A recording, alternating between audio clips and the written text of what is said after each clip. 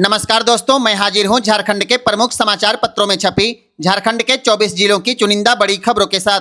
जानिए आज की तमाम बड़ी खबरें जो आपके लिए जानना बेहद जरूरी है। चाहे बात हो मैया सम्मान योजना की, पीएम और अबुआ आवास की, या फिर राशन कार्ड और पेंशन जैसी योजनाओं की। मौसम विभाग के अनुसार 3 फरवरी को रांची समेत राज्य के 13 जिलों में हल्के दर्जे की बारिश हो सकती है। अन्य जिलों में मौसम शुष्क बना रहेगा। सुबह में हल्का कोहरा और बाद में आंशिक बादल छाए रहेंगे। रांची, पलामू, गढ़वा, चतरा, लातेहार, बोकारो, गुमला, हजारीबाग, खूंटी, रामगढ़, लोहरदगा, कोडरमा और धनबाद जिले में हल्की बारिश हो सकती है। रांची में अधिकतम तापमान 28 से 30 डिग्री और न्यूनतम तापमान 12 से 14 डिग्री रहने की संभावना है। 29 जनवरी से 1 फरवरी तक रांची में सुबह हल्का कोहरा और बाद में आंशिक बादल छाए रहेंगे। इस दौरान मौसम शुष्क बना रहेगा। जनवरी के अंत के साथ कई जिलों में अधिकतम तापमान भी बढ़ने लगा है। बुधवार को चाईबासा में अधिकतम तापमान 30.8 डिग्री और न्यूनतम तापमान 13.2 डिग्री दर्ज किया गया। जेपीएससी की ओर से राज्य में 30 ड्रग इंस्पेक्टर यानी औषधि निरीक्षक की नियुक्ति की जाएगी। योग्य अभ्यर्थियों से 29 जनवरी से 18 फरवरी 2026 तक ऑनलाइन आवेदन मांगे गए हैं। परीक्षा शुल्क 19 फरवरी तक जमा किया जाएगा। आवेदन पत्र और शुल्क की हार्ड कॉपी आयोग कार्यालय में 5 मार्च तक जमा करनी होगी। कुल 30 पदों में अनारक्षित के 18 पद, एसटी के 5 पद, एससी, बीसी1, बीसी2 और ईडब्ल्यूएस के 2 पद शामिल हैं। उम्र सीमा 1 अगस्त 2024 को न्यूनतम 21 वर्ष होनी चाहिए। अधिकतम उम्र सीमा के लिए अनारक्षित वर्ग के लिए 35 वर्ष, पिछड़ा वर्ग के लिए 37 वर्ष, महिला के लिए 38 वर्ष, एसटी और एससी के लिए 40 वर्ष और ईडब्ल्यूएस के लिए 35 वर्ष तय की गई है। दिव्यांग अभ्यर्थियों को हर श्रेणी में 5 साल की छूट मिलेगी। नियुक्ति प्रक्रिया में लिखित परीक्षा और इंटरव्यू लिया जाएगा। मैट्रिक और इंटरमीडिएट की परीक्षा तिथि में संशोधन किए जाने की संभावना है, क्योंकि राज्य में नगर निकाय चुनाव 23 फरवरी को ही संपन्न होगा।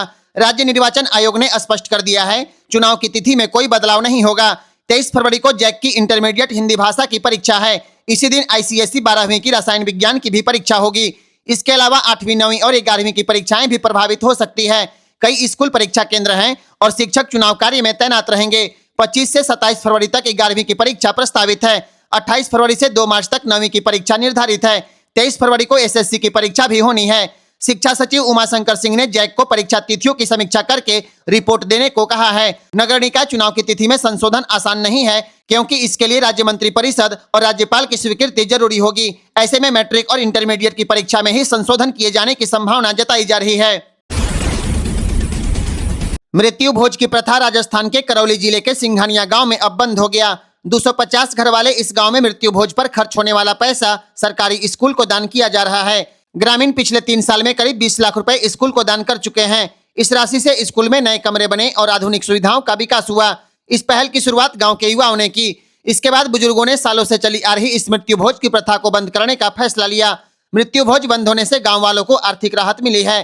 पहले मृत्यु भोज में 5 गाँवों को न्योता दिया जाता था। कई परिवारों को कर्ज लेकर भोज का इंतजाम करना पड़ता था और कर्ज चुकाने में सालों लग जाते थे। अब वही पैसा शिक्षा के विकास में लगाया जा रहा है। झारखंड में डीएमएफटी फंड से पंचायतों का उद्धार करने की बजाय जिलों के उपायुक्तों के बंगलों को चमकाने का काम किया जा रहा है। प्रभात खबर में छपी रिपोर्ट के अनुसार राज्य की करीब 50% पंचायतें माइनिंग प्रभावित क्षेत्र में हैं। इनकी संख्या करीब 2000 है और इनमें डीएमएफटी फंड से काम को प्राथमिकता देने का प्रावधान है। नियम के अनुसार खनिज रॉयल्टी का 30% डीएमएफटी फंड में जमा होता है, जिससे माइनिंग प्रभावित क्षेत्रों में विकास कार्य होना चाहिए। लेकिन ग्रामीण इलाकों में प्रदूषण, बीमारियां और टीबी के हजारों मरीज हैं। इसके बावजूद डीएमएफटी के पैसे से शहरों में डीसी के बंगले चमकाए जा रहे हैं और जिम बनाए जा रहे हैं। बोकारो जिले में 2019-20 के बीच 1 करोड़ 8 लाख रुपए की लागत से 24 ओपन जिम बनाए गए। इन जिम के लिए ग्राम सभा की सहमति भी नहीं ली गई। चतरा और लोहरदगा में 1 करोड़ 15 लाख रुपए की लागत से डीसी कार्यालय और कलेक्ट्रेट भवन का जीर्णोद्धार कराया गया। रांची जिले में डीएमएफटी फंड से 85,86,000 रुपए की लागत से मैक्लुस्कीगंज में डाक बंगला बनाया गया। इन सभी मामलों पर महालेखाकार यानी एजी ने आपत्ति जताई है। सुप्रीम कोर्ट ने गुरुवार को यूनिवर्सिटी ग्रांट्स कमीशन के नए नियमों पर अगले आदेश तक रोक लगा दी है। सीजेआई सूर्यकांत और जस्टिस जॉय माल्या की बेंच ने कहा कि नियमों के प्रावधान स्पष्ट नहीं है और इनका गलत इस्तेमाल हो सकता है। सुप्रीम कोर्ट ने केंद्र सरकार और यूजीसी को नोटिस जारी किया है। साथ ही नियमों का ड्राफ्ट दोबारा तैयार करने का निर्देश दिया है। यूजीसी ने 13 जनवरी को नए नियम नोटिफाई किए थे। नियम लागू होने के बाद सवर्ण छात्रों के विरोध प्रदर्शन शुरू हो गए थे। मामले में सुप्रीम कोर्ट में कई याचिकाएं दायर की गईं।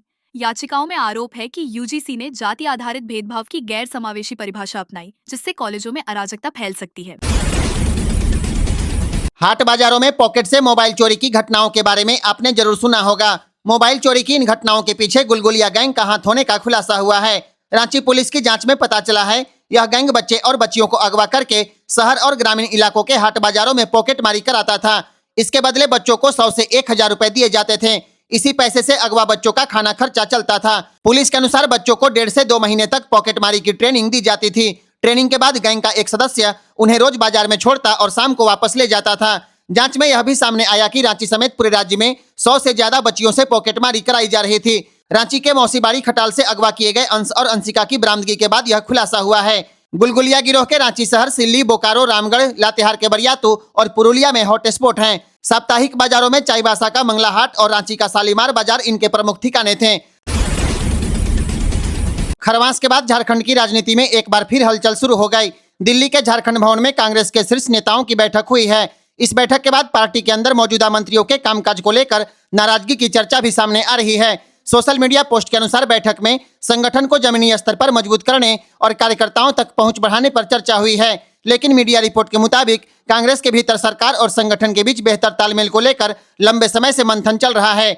हालांकि कांग्रेस नेतृत्व की ओर से किसी भी तरह की नाराजगी या मतभेद की औपचारिक पुष्टि नहीं की गई। लेकिन दिल्ली बैठक के बाद यह साफ हो गया कि झारखंड कांग्रेस में संगठन और सरकार को लेकर चर्चा तेज हो गई है। नमस्कार, जीपीएल न्यूज के फेसबुक पेज पर आप सभी का स्वागत है।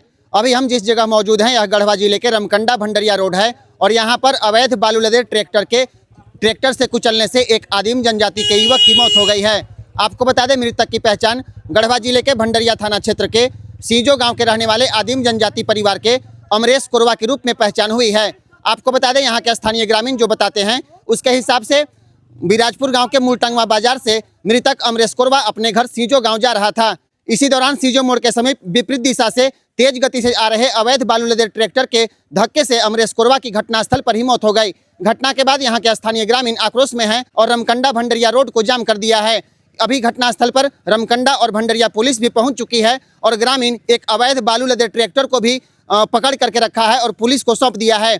आपको बता दें, रमकंडा भंडरिया रोड से प्रत्येक रात में अवैध रूप से अवैध बालू का कारोबार धड़ल्ले से चलता है और इन ट्रैक्टरों की स्पीड इतनी ज़्यादा होती है कि अक्सर एक सप्ताह, 15 दिन या 1 महीना के अंदर कोई न कोई इस तरह की घटनाएं होती है। आपको बता दें, इसी सीजो मोड़ के पास एक सप्ताह पहले बेलवा दामर गाँव के रहने वाले एक युवक को अवैध बालू लदे ट्रैक्टर के धक्के से वह गंभीर रूप से घायल हो गया था, जिसके बाद भंडरिया के अस्पताल में उसका इलाज किया गया था। इसके पहले भी 2-4 महीना पहले की एक घटना है जहां पर रमकंडा के सेमटाड़ गांव के रहने वाले एक मजदूर जो अवैध बालू लदे ट्रैक्टर में ही काम करता था, उसकी भी मौत इसी कारण हो गई है। इस तरह आपको हम बता दें, रमकंडा भंडरिया रोड में अवैध बालू का कारोबार रात भर धड़ल्ले से चलता है और स्थानीय ग्रामीण भी इसे लेकर आक्रोशित हैं।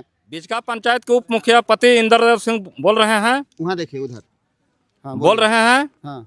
ये अवैध बालू की कारोबार जो है 6 महीना से चल रहा था। अब ये पब्लिक प्रतिनिधि हम लोग थाना विभाग के सुरक्षा के लिए हम लोग मांग किए। 2 महीना पहले से मांग करत डीसी एसपी तक हम लोग पहुंचा दिए, लेकिन हम लोग का कार्रवाई का सुनवाई नहीं हुआ।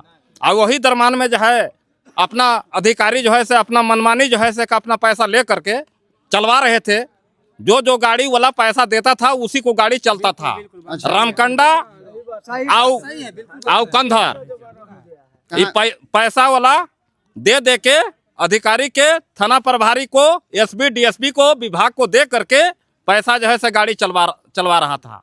और उसी घटना में चलवाने के स्थल पर आज जो है बीफे बाजार का अमरेश कोरवा बाजार आए थे बाल बच्चे के साग सब्जी लेने के तौर तरीका पर, और वहाँ से बाजार से लौट रहे थे और कंधर से जो है से कि 5-10 गो गाड़ी जो है से कि बालू लेकर के आ रहा था और पहला गाड़ी जो है से इसको मार दिया धक्का और स्थल पर जो है से इसको डेथ हो गया। अभी आप लोग चाहते कि आप लोग की मांग क्या है? हम लोग का मांग है कि जितना गाड़ी चलता था वो गाड़ी जो है से प्रशासन यहाँ मंगावे, जनता के बीच सबसे पहले उससे पूछा जाएगा कि किसका आदेश से गाड़ी चला रहा था, और इसके बाद जो है से प्रशासन और कौन अधिकारी चलवा रहा था वो कबूली करे जनता के बीच, और जो ये पब्लिक को, गरीब परिवार को जो दुखदाई है वो दुखदाई को भरपाई करे, मुआवजा वही। हाँ, वही मुआवजा। हाँ, बाकी ऐसे नहीं धरना हटेगा। तो अभी आप लोग बॉडी नहीं उठने देंगे? नहीं उठने देंगे। कैसे पता चलेगा जो क्या गाड़ी चलवा रहा था? जब हमारा रामकंडा थाना, गुदरमाना थाना, रंका थाना, रामकंडा थाना, रामगढ़ थाना, बीच का पिकेट और पर्रो पिकेट, इतना बीच में गाड़ी कैसे चल रहा था? हमारे अधिकारी लोग कहाँ थे, कहाँ रहते थे, क्या जांच करते थे, क्या ट्रेनिंग में पा करके आए थे? क्या कि गरीब के शोषण करो? यही कबूली करना होगा, तब इसके बाद जो है सो कि यहाँ संदेश होगा। यहाँ पर मामला है जो एनी टाइम गाड़ी बाला लेने जाता है ट्रैक्टर, और उसी दरमियान में है कि एक ग्राम सिंजो का महेंद्र कोरवा, अमरेश कोरवा का धक्का मार दिया और यहाँ पर स्पॉट डेथ कर गया। और हम लोग यहाँ पर अभी धरना दिए हैं। हम लोग का मांग है कि जब तक ऊपर के एसपी डीसी नहीं आएंगे तब तक हम लोग यहाँ से धरना नहीं हटाएंगे।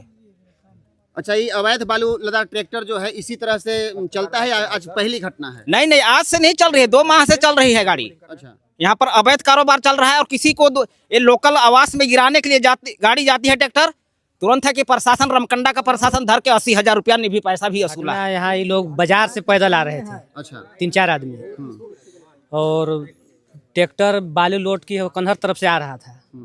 3-4 ट्रैक्टर था, अब अगला ट्रैक्टर जो है इसको धक्का मार के पार हो गया, उसी सब पार हो गए। एगो पीछे वाला गाड़ी वो रखा गया है। पीछे वाला गाड़ी कौन का जो है वो पता है जो बालू वाला? हाँ, बालू वाला। अच्छा, पीछे वाला उसको रखा गया पकड़ के रखे हैं आप लोग? हाँ, पकड़ के रखे हैं। अच्छा, और अगला गाड़ी मैंने धक्का मार के पार हो गया। मैंने वो लोग जो पैदले आ रहा था 3-4 आदमी बोले, हम लोग तो 5 मिनट पीछे आए हैं। अच्छा, तो उसके बाद हम लोग देखे तो भाई पीछे से गाड़ी आया, अभी लोग पैदले था, ये लोग पैदले ऐसे दौड़ गया, नहीं तो सब खत्म हो जाता साथ है। तीनों चारों मैंने 4 लोग आ रहे थे। हाँ, 3-4 लोग मैंने सब, लेकिन एक ही जो है मैंने ये हुआ है। हाँ, एक ही को धक्का लगा। 3 को बच गया। हाँ, 3 को बच गया। आप लोग की मांग क्या है? इसका जो कानून में होगा वही ना होगा। हम लोग भाई उतना तो नहीं जानकारी है, लेकिन जो कानून में होगा सो होना चाहिए इसको। यहाँ के ग्रामीण बता रहे हैं कि कन्हर नदी से रात भर अवैध बालू का कारोबार लगातार होते रहता है और यह अधिकारियों की मिलीभगत के बिना संभव नहीं है। इस घटना के बाद से अवैध बालू के कारोबार को लेकर यहाँ के ग्रामीण आक्रोशित हैं और इस पर कार्रवाई की मांग कर रहे हैं। ग्रामीणों की मांग है कि मृतक के परिजनों को उचित मुआवजा दिया जाए। इस बात पर अड़े हुए हैं कि जब तक मुआवजा नहीं मिलेगा तब तक शव घटनास्थल पर ही पड़ा रहेगा। आज यानी 28 जनवरी को नया आधार ऐप का फुल वर्जन लॉन्च कर दिया गया। अब पुराने एम आधार ऐप की जगह न्यू आधार ऐप का इस्तेमाल किया जा सकेगा। इस अपडेट के बाद आधार कार्ड का उपयोग और ज्यादा आसान, सुरक्षित और पूरी तरह डिजिटल हो गया है। अब फिजिकल आधार कार्ड अपने साथ रखने की लगभग जरूरत खत्म हो गई। ऐप में आधार पूरी तरह सुरक्षित डिजिटल रूप में मौजूद रहेगा। बैंक, होटल, एयरपोर्ट या सरकारी दफ्तर में पहचान के लिए मोबाइल से ही आधार दिखाया जा सकेगा। अब हर बार OTP पर निर्भर रहने की मजबूरी नहीं होगी। चेहरे से पहचान सत्यापन की सुविधा दी गई है। नए ऐप में QR कोड से तुरंत वेरिफिकेशन का फीचर भी मौजूद है। अब आधार की फोटोकॉपी देने की जरूरत नहीं होगी। QR कोड स्कैन करके सीधे पहचान किया जा सकेगा। ऐप में मल्टी प्रोफाइल सपोर्ट की सुविधा भी दी गई है। एक ही ऐप में पूरे परिवार का आधार कार्ड को सुरक्षित रखा जा सकता है। अब घर बैठे मोबाइल से ही मोबाइल नंबर और पता बदला जा सकेगा। इसके लिए आधार केंद्र जाने या लाइन में लगने की जरूरत नहीं होगी। इसी तरह आम लोगों से जुड़ी हर खबरों के लिए आप GPL न्यूज को फॉलो जरूर करिए। ऑस्ट्रेलिया और फ्रांस के बाद अब आंध्र प्रदेश में 16 साल से कम उम्र के बच्चों के लिए सोशल मीडिया पर प्रतिबंध की तैयारी शुरू हो गई। राज्य के IT और शिक्षा मंत्री नारा लोकेश के ऐलान के बाद प्रदेश सरकार ने मंत्री समूह का गठन कर दिया है। यह समूह सोशल मीडिया से जुड़े राज्य स्तर पर नए नियम को लेकर सुझाव देगा। फ्रांस में 15 साल से कम उम्र के बच्चों के लिए सोशल मीडिया पर पूरी तरह प्रतिबंध लगाया जा रहा है। स्नैपचैट, इंस्टाग्राम और टिकटॉक जैसे प्लेटफॉर्म फ्रांस के बच्चे इस्तेमाल नहीं कर पाएंगे। ऑस्ट्रेलिया में दिसंबर 2024 से ही 16 साल से कम उम्र के बच्चों पर सोशल मीडिया बैन पूरी तरह लागू है। यूरोप के डेनमार्क, ग्रीस, स्पेन और आयरलैंड भी इस दिशा में विचार कर रहे हैं। ब्रिटेन ने 16 साल से कम उम्र के बच्चों पर सोशल मीडिया प्रतिबंध को लेकर परामर्श प्रक्रिया शुरू कर दी है। बच्चों के सोशल मीडिया बैन करने वाले इस विषय पर आपकी क्या राय है, कमेंट बॉक्स में जरूर बताएं और GPL न्यूज को फॉलो जरूर करें। शादी ब्याह का सीजन बहुत जल्द शुरू होने वाला है। 1 फरवरी को माघ पूर्णिमा का व्रत रहेगा और इस दिन कल्पवास की भी समाप्ति होगी। इसी दिन शुक्र ग्रह का उदय होगा और मांगलिक कार्य की शुरुआत हो जाएगी। दरअसल शुक्र ग्रह के अस्त रहने के कारण मकर संक्रांति के बाद भी मांगलिक कार्य शुरू नहीं हो पाए थे। अब 1 फरवरी को शाम 6 बजे शुक्र ग्रह पश्चिम दिशा में उदित होंगे। इसके बाद 4 फरवरी से शादी ब्याह का लग्न आधिकारिक रूप से शुरू हो जाएगा। फरवरी महीने में विवाह के लिए हस्त, स्वाति, रोहिणी, मृगशिरा और अनुराधा जैसे कई शुभ नक्षत्र उपलब्ध रहेंगे। ऋषिकेश पंचांग के अनुसार फरवरी माह में कुल 17 विवाह मुहूर्त हैं, जबकि मार्च और जून महीना में 12-12 मुहूर्त रहेंगे। इस साल ज्येष्ठ अधिक मास भी पड़ रहा है। इस कारण 17 मई से 15 जून और 16 जून से 14 जुलाई तक ज्येष्ठ मास रहेगा। झारखंड में सड़कें चकाचक और सफर पूरी तरह बदलने वाला है। राज्य सरकार नए साल 2026 में सड़क कनेक्टिविटी पर जोरदार काम करने जा रही है। राज्य भर में करीब 70 सड़क परियोजनाओं पर 2000 करोड़ रुपए से ज्यादा खर्च किए जाएंगे। पथ निर्माण विभाग ने जिन सड़कों को चिन्हित किया है उनमें शहर से लेकर दूर दराज इलाके शामिल हैं। गढ़वा में गढ़वा चिनिया पथ का चौड़ीकरण किया जाएगा। गिरिडीह में बड़कीटांड तिनपल्ली डोकीडीह पथ का पुनर्निर्माण होने वाला है। देवघर से मधुपुर मोहनपुर घाट होकर सड़क की गुणवत्ता सुधरेगी। पाकुड़ से बरहरवा होते हुए पश्चिम बंगाल सीमा तक सड़क चौड़ी होगी। रांची में पुराना अरगोड़ा चौक से नया सराय रिंग रोड तक 4 लेन सड़क बनने वाली है। पुराना विधानसभा से हाईकोर्ट होते हुए नया सराय रिंग रोड तक 10 लेन सड़क तैयार होगी। मनोहरपुर में कोयल नदी पर नया पुल बनेगा। लातेहार में बरवाड़ी भंडरिया पथ चौड़ा और मजबूत किया जाएगा। सिमडेगा से छत्तीसगढ़ सीमा तक नई सड़क बनने वाली है। चाईबासा धनबाद साहिबगंज पलामू और सिल्ली जैसे इलाकों में सड़कें और लिंक रोड तैयार होगी। मतलब गांव शहर और औद्योगिक इलाकों का कनेक्शन अब झारखंड में मजबूत होगा। अब आम लोगों के लिए बिजली से जुड़ा एक बड़ा बदलाव होने वाला है। केंद्र सरकार बिजली कानून में संशोधन करने जा रही है, जिससे पहली बार एक ही बिजली लाइन से कई कंपनियां बिजली दे पाएंगी। अब तक एक इलाके में सिर्फ एक ही कंपनी बिजली देती थी, लेकिन नए नियम आने के बाद ग्राहकों को चुनाव का मौका मिलेगा। मतलब अगर कोई कंपनी महंगी बिजली दे रही है तो दूसरी कंपनी से बिजली लेने का विकल्प हो सकता है। इससे बिजली में प्रतिस्पर्धा बढ़ेगी और आगे चलकर बिल कम होने की उम्मीद की जा रही है। एक और बड़ा बदलाव बिजली की दर को लेकर के है। अब तक कई राज्यों में बिजली का रेट सालों तक नहीं बढ़ता था, जिससे बिजली कंपनियां घाटे में चली जाती थी। अब अगर राज्य बिजली आयोग मार्च तक रेट तय नहीं करेगा तो अप्रैल से तय फार्मूले के अनुसार नया रेट अपने आप लागू हो जाएगा। सरकार का कहना है कि इससे बिजली व्यवस्था समय पर और पारदर्शी बनी रहेगी। उद्योग, रेलवे और मेट्रो को राहत देने की तैयारी है ताकि महंगी बिजली की वजह से सामान महंगा न हो। हालांकि कुछ कर्मचारी संगठनों का कहना है कि इससे सरकारी बिजली कंपनियां कमजोर हो सकती हैं और निजी कंपनियों को ज्यादा फायदा मिलेगा। झारखंड के सरकारी स्कूलों में बरसों से एक ही जगह जमे शिक्षकों का अब तबादला किया जाएगा। करीब 10 साल के लंबे इंतजार के बाद राज्य सरकार अब शिक्षकों के अंतः जिला यानी जिले के अंदर स्थानांतरण की प्रक्रिया शुरू करने जा रही है। इस फैसले से जहां लंबे समय से ग्रामीण इलाकों में पढ़ा रहे शिक्षकों को शहर आने का मौका मिलेगा, वहीं शहर और प्रखंड मुख्यालय में 5 साल से अधिक समय से जमे शिक्षकों को अब ग्रामीण क्षेत्रों में पढ़ाने जाना पड़ेगा। वर्ष 2019 में स्थानांतरण की नियमावली बनने के बावजूद अब तक प्रक्रिया शुरू नहीं हो पाई थी। अब प्राथमिक से लेकर उच्चतर माध्यमिक विद्यालयों तक स्थानांतरण की तैयारी शुरू कर दी गई। प्राथमिक एवं माध्यमिक शिक्षा निदेशालय ने जिलों को तैयारी शुरू करने का पत्र जारी कर दिया है। प्राथमिक शिक्षकों का डाटा ई विद्या वाहिनी पोर्टल पर अपलोड किया जा रहा है। वहीं माध्यमिक विद्यालयों को 5 जोन में बांटा जा रहा है। नियमावली के अनुसार प्रत्येक जिले में 5 जोन बनाए गए हैं। जोन 1 और 2 में शहर और प्रखंड मुख्यालय के स्कूल आते हैं, जहां 5 साल से ज्यादा पोस्टिंग नहीं होगी। अब नियमावली के अनुसार प्रत्येक साल जून महीने में नियमित स्थानांतरण किया जाएगा। अब अगर झारखंड का कोई व्यक्ति राज्य से बाहर या देश के बाहर किसी आपदा में मौत का शिकार होता है तो उसके परिजनों को हेमंत सरकार मुआवजा देगी। इस फैसले पर राज्य आपदा प्रबंधन की कार्यकारिणी समिति ने अपनी सहमति दे दी है। अब झारखंड राज्य आपदा प्रबंधन प्राधिकार की बैठक में इस पर अंतिम मुहर लगेगी। अब तक मुआवजा तभी मिलता था जब आपदा में मौत राज्य के अंदर हुई हो। राज्य या देश से बाहर मौत होने पर कोई सहायता नहीं मिलती थी। सरकार का मानना है कि झारखंड के हजारों लोग रोजगार, शिक्षा और व्यवसाय के लिए राज्य से बाहर जाते हैं। ऐसे में सिर्फ मौत की वजह के कारण परिजनों को मुआवजे से वंचित रखना न्याय संगत नहीं है। राज्य में वज्रपात, अतिवृष्टि, सर्पदंश, खनन जनित आपदा, डूबना, भगदड़, गैस रिसाव, आंधी तूफान और लू जैसी घटनाएं विशिष्ट स्थानीय आपदा मानी जाती है। इनमें मौत होने पर अभी 4 लाख रुपए का मुआवजा दिया जाता है। लाभ लेने के लिए परिजनों को अपने गृह जिले के डीसी के पास आवेदन देना होगा। डीसी घटना का सत्यापन कराएंगे और मुआवजा गृह जिले से ही दिया जाएगा। इसके साथ ही यह भी सुनिश्चित किया जाएगा कि किसी को दोहरी सहायता न मिले। सड़क दुर्घटना में मौत होने पर मिलने वाले 1 लाख रुपए के मुआवजे को बढ़ाने पर भी सरकार विचार कर रही है। इस पर आने वाली बैठक में बड़ा फैसला हो सकता है।